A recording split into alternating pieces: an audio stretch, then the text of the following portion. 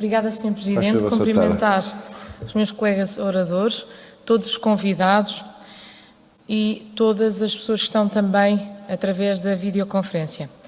A pandemia da Covid-19 já é considerada o maior desafio que a humanidade enfrenta desde a Segunda Guerra Mundial. É seguramente a maior calamidade que a comunidade global enfrentou em termos de saúde pública, desde pelo menos a gripe espanhola que ceifou dezenas de milhões de vidas. De facto, no que diz respeito à história da civilização humana, existem casos graves de surtos de doenças causadas por vários vírus. Segundo o relatório recente da OMS, o atual surto de Covid-19 afetou mais de 200 países em todo o mundo, tendo infectado mais de 2 milhões de pessoas e tendo matado perto de 150 mil. E isto apenas durante o primeiro semestre da pandemia. O resultado é conhecido. Em geral, as pandemias representam não apenas sérias preocupações de saúde pública, mas desencadeiam também profundas crises socioeconómicas e políticas, muitas vezes desastrosas para os países afetados. O mesmo está a acontecer com a Covid-19. A atual pandemia, além de se tornar a maior ameaça do século à saúde pública global, veio deixar a nu as desigualdades sociais e políticas que todos sabíamos existir. E a forma como respondemos à Covid-19 ameaça reforçar estas desigualdades. Na ausência de um medicamento ou vacina clinicamente aprovados que sejam eficazes contra a Covid-19, os procedimentos veiculados pelos Estados para combater e evitar a sua proliferação assentou numa premissa essencial: evitar o contacto entre as pessoas através do seu confinamento e da obrigatoriedade de utilização de máscara. A regra do distanciamento social tornou-se subitamente parte do nosso dia-a-dia. A partir daqui, a decisão oscilou entre confinar ou não confinar, parar a economia ou não parar, confinar ou esperar pela imunidade de grupo. As respostas variaram entre países ditos desenvolvidos e países em desenvolvimento, entre países do Ocidente e países do Oriente, países do Norte ou países do Sul, países mais democráticos ou países menos democráticos, países em conflito ou países em paz. Em todos os casos, porém, os Estados enfrentam hoje o maior desafio à sua governação. A velocidade de disseminação do vírus coloca enormes desafios aos sistemas de saúde, mas também tremendos desafios económicos, ambientais e sociais. É um autêntico ponto de viragem na história e poucos sabem o que nos espera. Dr. Mike Lloyd, epidemiologista que se tornou um dos maiores conceituados diretores de IT americano, no seu recente artigo intitulado Four Cybersecurity Lessons from the Pandemic, compara a disseminação de um vírus de computador à do coronavírus. De facto, o aumento da consciência pública sobre como os vírus se podem espalhar e ser contidos tem analogias óbvias com a segurança cibernética. Os vírus e outras doenças infecciosas espalham-se quando os seres humanos se conectam. Como a Covid demonstrou, as nossas vidas interconectadas a nível global têm sido um veículo poderoso para a sua transmissão. O mesmo se diga sobre os autores de ameaças. Depois de identificar um único ponto de acesso, como um sistema sem proteção, eles podem mover-se de forma lateral pelas redes interconectadas para encontrar o destino pretendido e cumprir o seu objetivo. O trabalho das equipas de cibersegurança é detectar e impedir esse movimento, da mesma forma que ficar em casa e o distanciamento social ajudam a evitar ainda mais a transmissão do coronavírus. Mas bloquear os autores das ameaças é apenas um dos aspectos da segurança cibernética. Para impedir com êxito estes ataques, as equipas de cibersegurança devem entender como é que as suas redes estão conectadas e aonde é que os riscos estão concentrados. Por seu turno, os governos e as autoridades de saúde devem monitorizar os pontos críticos da doença e as áreas de alto risco. Tendo isto em consideração, ambos estarão em condições de entender melhor onde concentrar os seus recursos, aplicar políticas e mitigar riscos. Mas isso é mais fácil dizer do que fazer. À medida que as pegadas digitais se expandem, a superfície de ataque cresce proporcionalmente. A dificuldade em lidar com riscos ocultos e uma força de trabalho remota pressiona os decisores. É difícil garantir o que não se consegue ver. Esta ideia conduz-nos para uma outra, o conceito de segurança.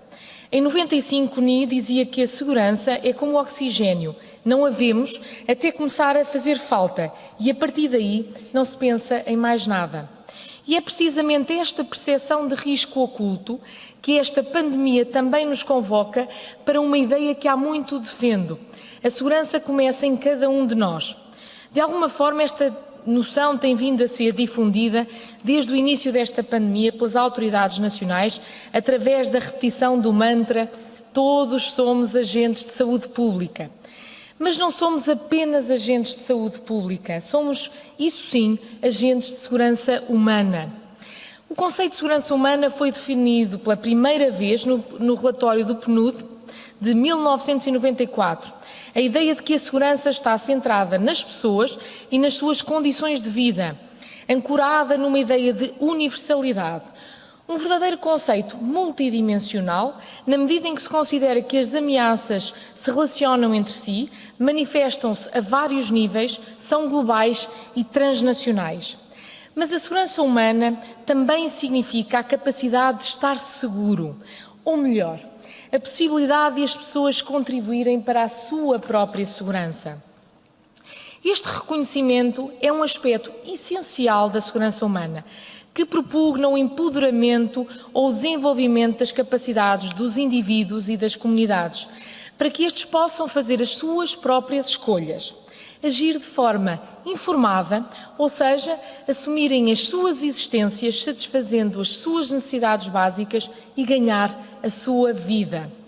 Neste sentido, ao contrário do conceito de segurança tradicional, que tem um caráter essencialmente defensivo, a segurança humana é um conceito integrador, no sentido de que a União, que o Estado representa, deve proteger e defender todos os membros desta associação. Por isso, uma coisa deve ser certa para todos nós. Deve haver uma resposta global, centrada no ser humano, fundamentada na solidariedade. Mas se cada um de nós tem um papel determinante, se a segurança humana começa em cada um de nós, as autoridades públicas devem ser capazes de responder a estes novos cenários, os designados cenários complexos.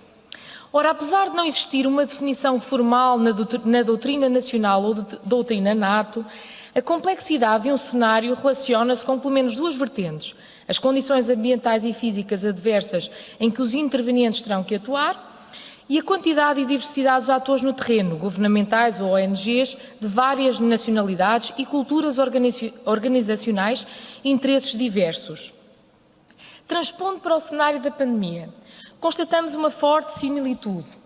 Um risco invisível com forte transmissibilidade, à escala global, que convoca todas as autoridades públicas e todos os recursos disponíveis para responder às necessidades originadas por esta ameaça. É por isso que a proteção de pessoas e bens não se pode circunscrever a um determinado organismo do Estado. Deve ser transversal, global e multidisciplinar, mas não só. Estes riscos são invisíveis, o que obriga a uma intensificação da educação dos cidadãos para estes riscos. E são imprevisíveis, ou seja, sabemos que vão acontecer e que não se podem evitar. Mas é por isso que devemos trabalhar na sua prevenção ou mitigação dos seus efeitos, na segurança dos cidadãos e dos seus bens. Devem os Estados, e em particular a Europa, colocar no cimo das suas prioridades a educação dos cidadãos para o risco, envolvendo-os a todos, através da mobilização das escolas, das universidades, dos meios de comunicação social, das polícias, das forças armadas, da ciência e até da inovação. Porque a resiliência de uma população desenvolve-se e consolida-se com o aumento da consciência e sensibilização para o risco. Só assim conseguiremos combater o discurso do medo e gerar confiança. Mas também, não menos importante, combater a desinformação. Só a comunicação oportuna e honesta de uma fonte que o público julga credível será capaz de conter o medo durante uma epidemia. Mas os governos têm o trabalho difícil de explicar os riscos e dizer às pessoas como agir sem alarmar. A regra é muito simples: identificação de informações que as pessoas necessitam mesmo de saber e explicá-las em termos claros e confiáveis. Porque só devidamente informados conseguiremos mitigar os efeitos de um risco. Por fim, sempre se dirá que esta ideia de solidariedade de resposta global também se deve associar e contrabalançar uma ideia fundamental: reservas estratégicas. Esta pandemia trouxe-nos uma lição fundamental a reter. Com o lockdown e o encerramento das fronteiras, cada país teve de responder às necessidades básicas dos seus cidadãos com recursos próprios, o que nos deve fazer refletir sobre o nível de dependência do exterior. Vejam-se os inúmeros exemplos de problemas com a aquisição de material médico que foi desviado para outros países ou que chegou com defeito.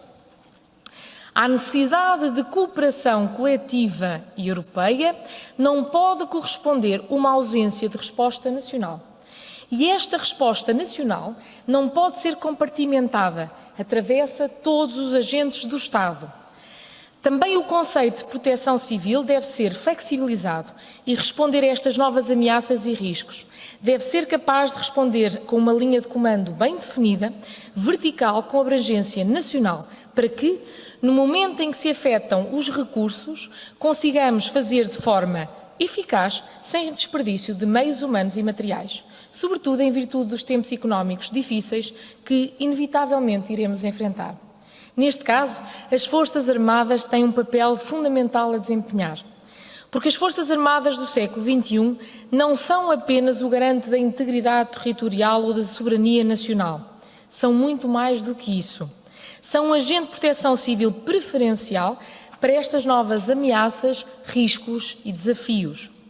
É por isso que o modelo de proteção civil deve ser mais centrado no tipo de ameaça ou de risco. Um modelo em que as Forças Armadas, quando sejam chamadas para o cumprimento da missão, tenham um papel fulcral no planeamento da operação, por forma a obtermos o melhor resultado possível. Porque as Forças Armadas do século XXI estão ao serviço das pessoas, porque só assim seremos verdadeiramente livres, se nos sentirmos seguros e livres de ameaças. Muito obrigada.